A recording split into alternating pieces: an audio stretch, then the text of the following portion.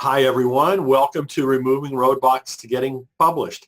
Our speaker today is Jennifer Grant, who will present Developing a Small Business Mindset, Clear Roadblocks such as Procrastination, Perfectionism, and Disorganization in Your Writing Career.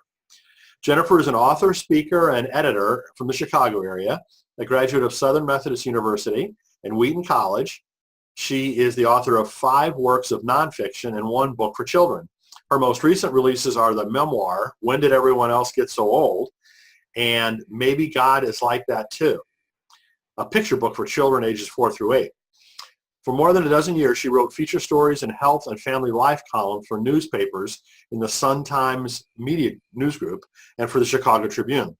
She's been a regular contributor to, I won't be able to say this correctly, Aletheia, yeah. Aletheia for her, Christianity Today, I can't even pronounce that either. Hermeneutics blog. Sorry. And many other online publications. Jennifer's presented several times at Festival of Faith and Writing, served as a Christie Awards judge, and enjoys speaking to parenting groups, including MOPS, Mothers of Preschool Children. She's spoken at Women's Retreat across the country and is a proud member of Hope Through Healing Hands, faith-based coalition for healthy mothers and children worldwide. With her friend and colleague Margot Starbuck, who is another one of our author partners for Writing for Your Life, Jennifer wrote an electronic guide to writing nonfiction book proposals that we feature on our website, and the two collaborate as editors and manuscript reviewers. As a partner of Writing for Your Life, Jennifer offers several types of editorial and consulting services. You can check out her page on the Writing for Your Life website to learn more. So after Jennifer's presentation, you can ask questions by typing them into the Q&A feature on the webinar screen. And with that, I will hand it over to Jennifer. Thank you, Brian. And I know I have many long subtitles and funny websites that I've written for. So you are not the first person to kind of go, okay, what are all these things? Anyway, I'm really excited that you joined us today. So thank you for coming. And I'm excited to introduce you to some strategies that have been useful for me and also for my editorial clients in terms of getting over roadblocks that keep us from doing our best work. And as I was just saying to Brian a couple of minutes ago, this is really a very basic introduction. So all the things that I'm talking about today, I'm really seeing this as a way to kind of teach you that these are things to think about. I won't give you the definitive answer on how to solve all these things today, but I just want to give you, picture yourself in a 101 course where you're just getting the syllabus and you're just getting kind of the idea of where the course is going. So, but I want to start today with a funny image for you, and I want you to picture a game of tug of war.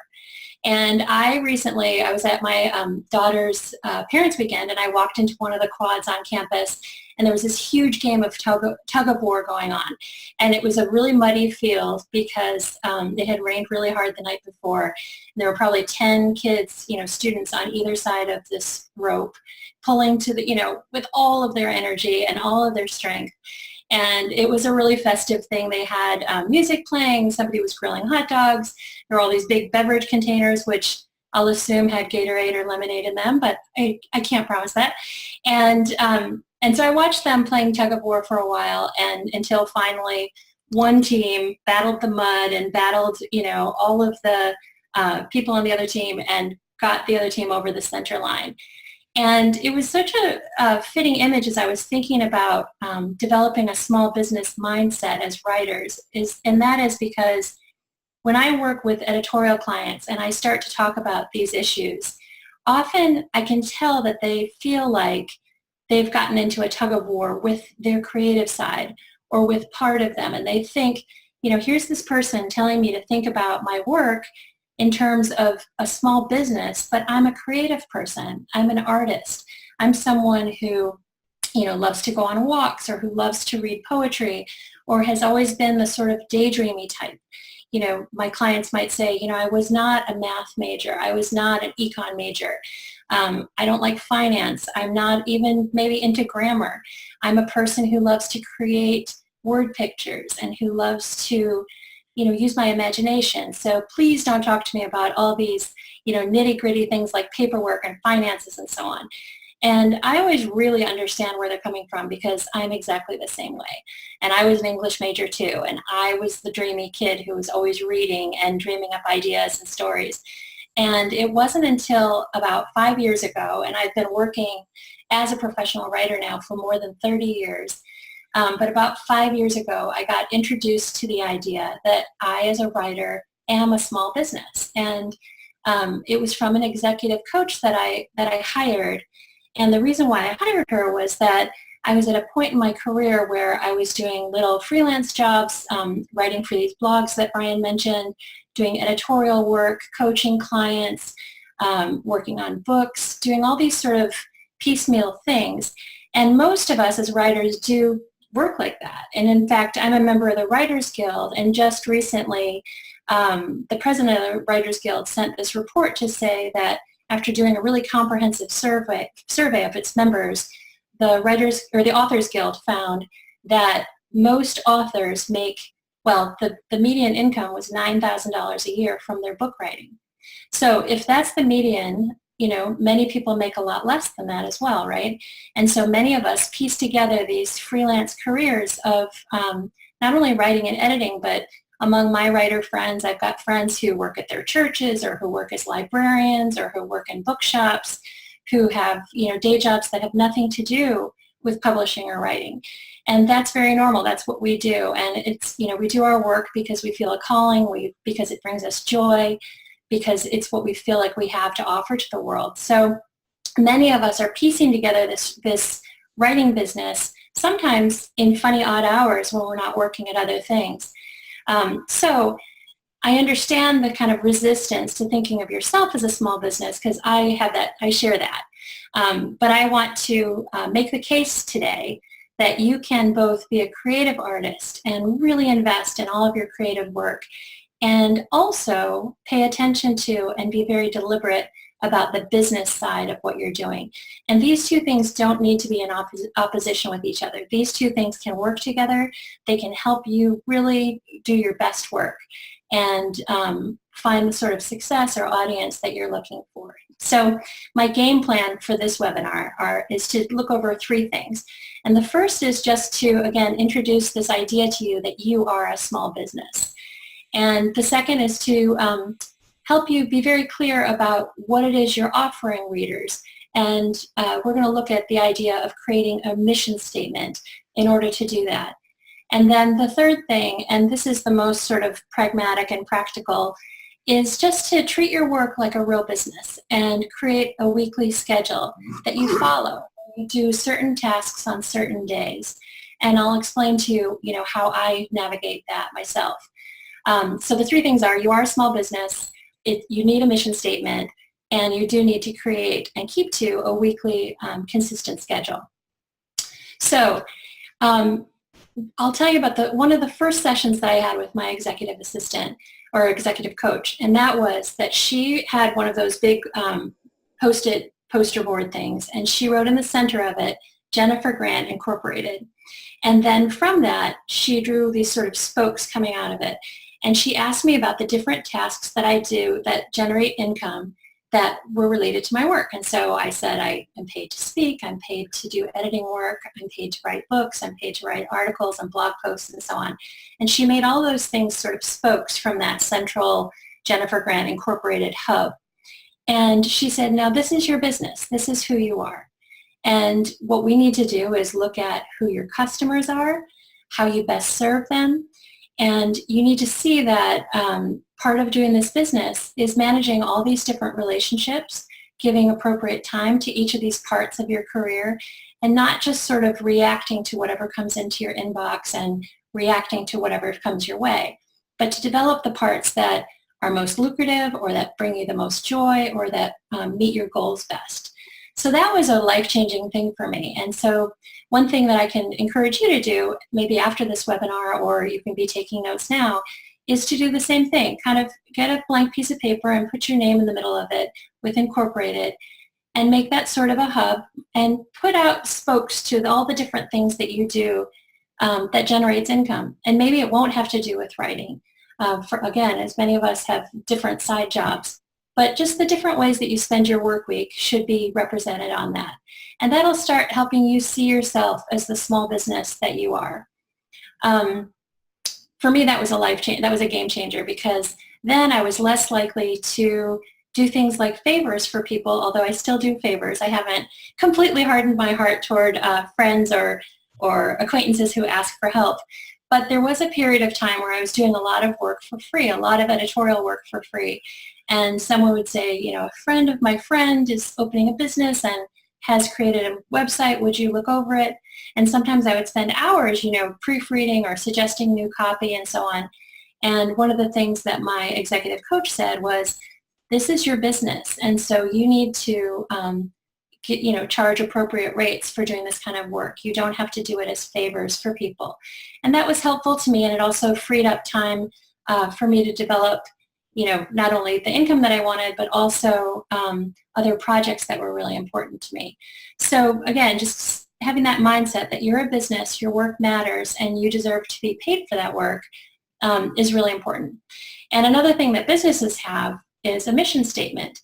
And maybe you've been part of a process where an organization or a church or your family has created a mission statement.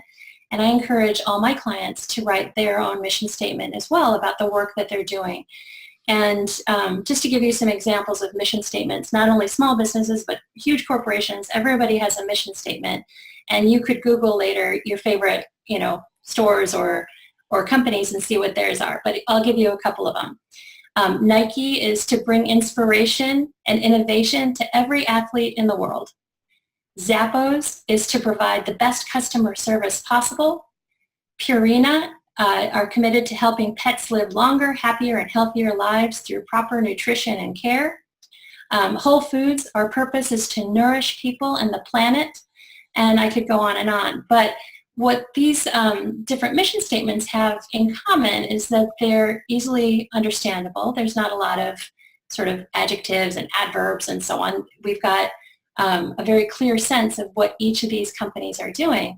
And so I encourage you to think about what is it that you're doing, and what are you bringing to your customers who are your readers.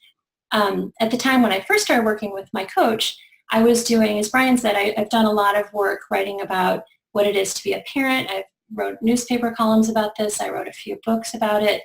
And when I realized that the through line that I had in my work writing for parents, particularly for mothers, was this idea that I saw so many moms and so many parents feeling like they were doing it wrong.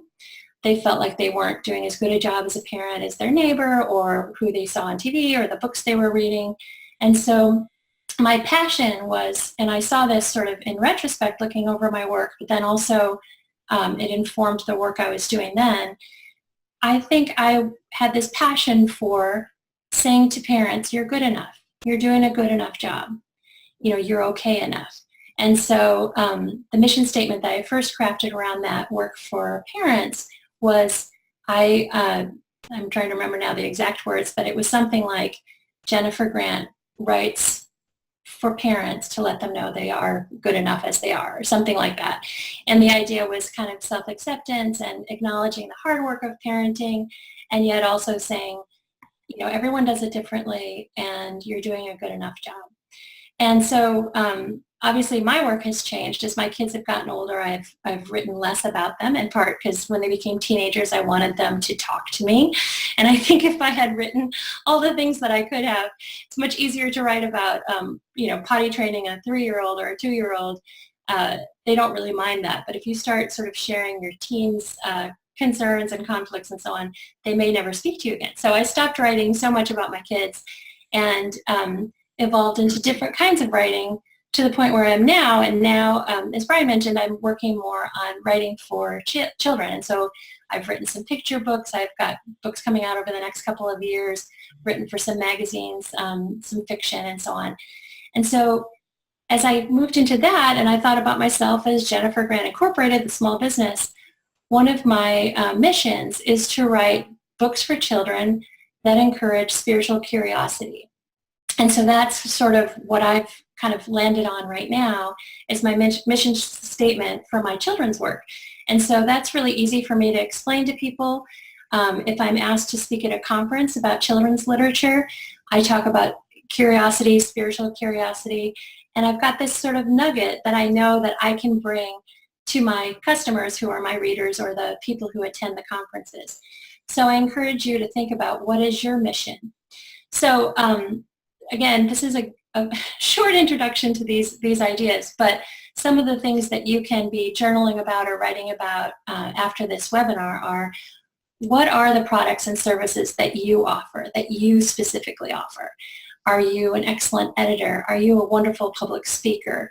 Are you someone who's great at writing short blog posts that really capture people's attention? Are you great at writing ad copy or marketing copy? What are the different products and services that you offer as a business? And also, what is your mission statement? And perhaps you'll have different ones. Maybe you both lead creative retreats and you write serious literary fiction. Those things may not seem to have the same mission statement, which is fine. Write one specifically for each.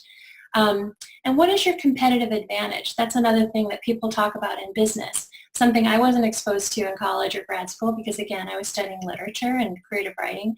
But I have a friend who's a business person, and he has a podcast about business. And I heard him say this, that in business, you look at what is your competitive advantage. And I thought, I don't know how to translate that as a writer. What would be my competitive advantage? I have gifts, other people have gifts. How do you stack those up? And so after giving it more thought, I thought, oh, well, right now, I think my competitive advantage is I'm really passionate about children's lit. And I'm revisiting books that I loved growing up, loved reading to my kids. I'm really studying the genre. And so my competitive advantage, I think, is that not only do I love writing for kids, I really connect with kids and I really enjoy them. And I'm always the person sitting at the kids' table at, family events. And so I think my competitive advantage right now in this part of my work is that I really connect with younger kids. Now, the last thing I want to talk to you about, and again, an introduction so you can give this more thought and time, is the importance of making and keeping a weekly schedule in your writing business. And the reason I say this is one of the hugest roadblocks I've seen with my clients, is that some of them even have paid me like a monthly retainer to coach them. So I check in with them, I set up deadlines for them, I edit their work, I help them brainstorm new projects or revisit old ones, excuse me. But some of the clients, and I've been so surprised over the years to see this, are paying me, $1,500 or $3,000 a month to be on retainer. And then every time we have a meeting set up, they don't show up. Or every time that there's a deadline that we've set for them, they don't send the work. And whenever I sort of finally get in touch with them and say, hey, you're still paying me, but, I'm not really offering you much because I'm not getting your work. They'll say, oh, well, the week got away from me and I had to respond to this, or I got sort of down a rabbit hole on social media or whatever. And there's so many excuses or fears that we cling to rather than letting go. And I think one of the best ways that you can battle procrastination is to actually treat your work as a job. And so, if you were to have a project due in a corporate setting and said, well, I'm sorry, I lost interest in it, or I'm not sure I could do it, or I didn't have time, or I ended up on Facebook all day, that wouldn't be tolerated for very long. And so I encourage my clients, and I encourage you to really create a working environment where you respect your work and you respect the schedule that you need to keep. So for me, what I do at the beginning of every year, and sometimes I have to redo it several times over the year, is that I write down, just brainstorm, a list of the things that I'd like to accomplish every week as a writer. And these things include continuing education. I want to keep learning and growing as a writer, and so I love to read books about writing. I love to listen to how others describe their process.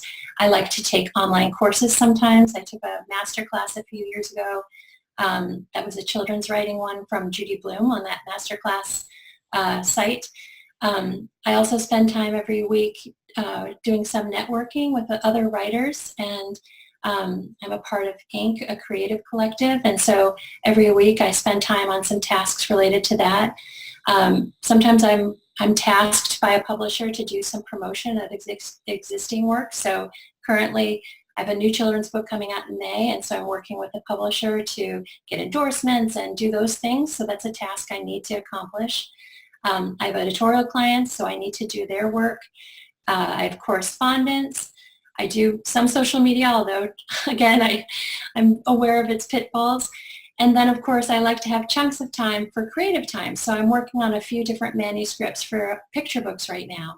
So all those things are things that I like to and need to do in my writing life every week.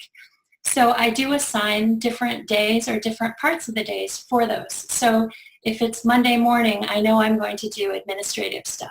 I'm going to respond to email that needs to be responded to. I'm going to make sure that I've kept up all the deadlines that have been set for me by other people, by other editors, and so on. And I do a lot of my kind of writing guild work during that time. But Tuesday, Wednesday, and Thursday, I leave big chunks of time for creative work so that I can unplug everything else and just write story ideas, revisit old manuscripts, write new stories, and so on. And then Fridays, again, I do more administrative social media. I check LinkedIn and things like that have the danger of really intruding on creative time. But honestly, and I think you'll find this, when I am deliberate about setting different times for different tasks, then I feel like I have enough time. I don't feel like I've run out of time. I don't feel like people are intruding on my creative time. If I get a bunch of email and I don't need to respond to it immediately, I can respond on Monday or Friday. And I can honor other people's work and also honor my own work. So I encourage you to do that.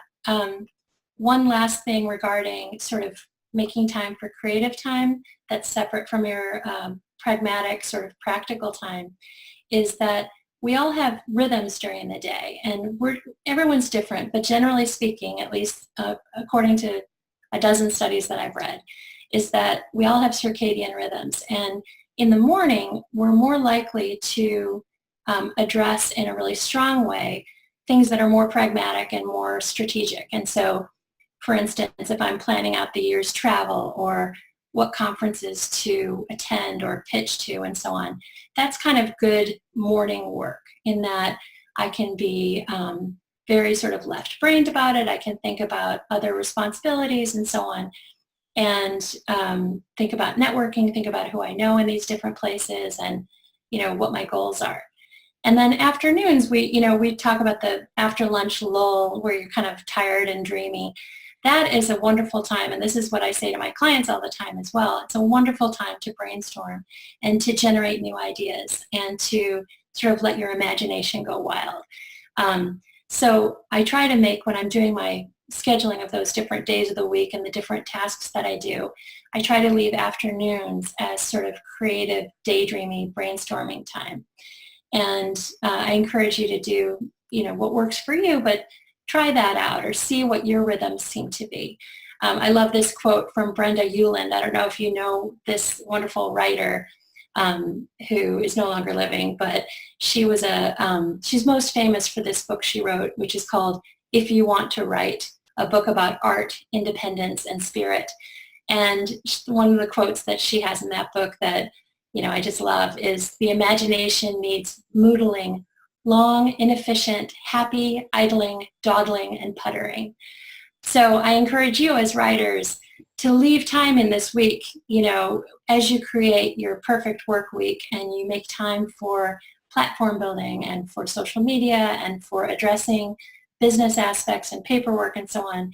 Also give yourself time for that kind of moodling, as Brenda Ueland would say. So I hope I've made a case in these short minutes for the fact that we do need to address both things. We need to address the sort of administrative part of ourselves as a writing business and the creative part. And it doesn't need to be a fight. It doesn't need to be a messy tug of war. It can be something that can be organized and that we can just address in a pragmatic way and still be the writers and artists that we want to be. Well, thank you, Jennifer. That was incredibly great advice. Very practical, and I think that address the needs that I've heard many people express in a variety of ways. Many prospective authors. Oh, good. So thank you for that. And I'd like to follow on a couple of the Yeah. different things that you, and also folks, if you want to ask any questions, please feel free to use that Q&A function on the webinar. But the mission statement, I think, could to some people feel artificial or trite. Mm-hmm. But for me, one of the real values of what you said around that is that it gives you a point of prioritization. Mm-hmm. So if your mission statement is to make money, at all costs, that's going to cause you to do certain things. If your mission statement is, I don't care how much money I make, I just want to, get the word out to help as many people as I possibly can. So maybe those are two ends of the spectrum, and maybe a person's mission statement is somewhere in between. But, I think whatever, you assign as your mission statement is a really valuable reference point for you to go back to when you have choices to make about X versus Y or whatever, and kind of use that as a sounding board to say, okay, well, let me bounce this off my mission statement that I said I wanted to achieve, Mm-hmm. So anyway, No, that's important. And I think we've talked too before, you and I have, about in terms of my speaking, there was a period of time where I really wanted the mission of my speaking work to be about encouraging parents and, acknowledging their hard work and encouraging them not to judge themselves so harshly and so on. And then as time went on, I started talking more kind of in conjunction with another of my books, but about midlife and how to look at the story your life is telling and how to come to terms with issues around midlife. And, these things evolve and our mission around these things evolve. And more recently, just over the last few years, in part from working with you on Writing for Your Life, I've realized that what I'm most enjoying and feeling most fulfilled by in terms of public speaking is talking to writers and kind of pulling out my teacherly hat, and talking about ways to craft a life as a writer. And so now, as part of my kind of longer mission, I've decided not to take on retreats and things that are more about sort of like, spiritual formation or dealing with aging issues or dealing with parenting issues. And so that has helped me. So even this week, a couple of times, someone reached out to me to do retreats around Lent and Easter and so on. And I was able to remember that, no, my mission right now doesn't seem to be that. And so I was able to refer those people to people I know who do that work and for whom that is part of their mission. So as you say, it helps us turn down the work that maybe isn't a good fit for us right now and keep building the work that is, most pertinent to what we're trying to do. So I also had an idea around the first thing that you talked about with the wheel and spokes. Mm-hmm. Where you have your mission statement in the middle and then, a set of activities or revenue generation or what have you around that. Mm-hmm. Well, maybe you're already doing what I'm going to suggest. I don't know, but would it make sense to do another ring around those two first rings? The third ring being things that support each one of those items on the second ring. Mm-hmm. So for instance, if speaking is one of your, areas of focus as your business, Mm-hmm. On that third ring, what are the things that support or lead to more speaking engagement? Mm-hmm. So like, for instance, working with me on other things, it's more Right. likely that I'm going to invite you to speak at one of my conferences. Simple Right. thing. But Right. would that kind of a construct make sense for people, do you think? Yeah, and some other work that I've seen my executive coach do, and we did some of this work in terms of our relationship, was she would make another ring of how much money do you want to generate from those things? In other words, how much time do you want to invest in them? So, I primarily see myself as a writer and less so as a speaker. Some of my friends who, like in Inc., consider themselves primarily speakers who also write. And so they would put their main kind of income generating task related to speaking. Whereas I look at my life and my professional life as being primarily a writer who enjoys speaking right now to other writers. But that's not the part of the business that I want to really fully grow and fully give over to. I want to keep developing as a writer and maybe as a writing teacher. So yeah, I think you can you can use that sort of model to understand your career in a lot of different ways. Yep. So a question that came in has to do with if your business has various entities, Mm-hmm. do you have one mission statement? Well, I would say, and I'm not an expert in this, but I would say no. You could dial back. I mean, I don't know if this person's business is like all related to publishing or writing, but there could be, for instance, right now with my writing group, Inc., we're coming up with a new mission statement. And it's kind of a wonderful process because we're getting to know each other and our values and our hopes and dreams for the guild in a different way. But one thing that we're getting close to is we tell stories for the common good. Maybe this person who has a number of different business foci, or I don't know what the business is, but it could be that the person feels like he or she is bringing, health to the world, or bringing, making the world a better place, which could be an environmental thing and cleaning up the environment. It could be it could be writing about different things that promote justice or whatever. And so all these things might look kind of like disparate parts, but perhaps the mission statement would be, we bring health to people, or we make the world a better place.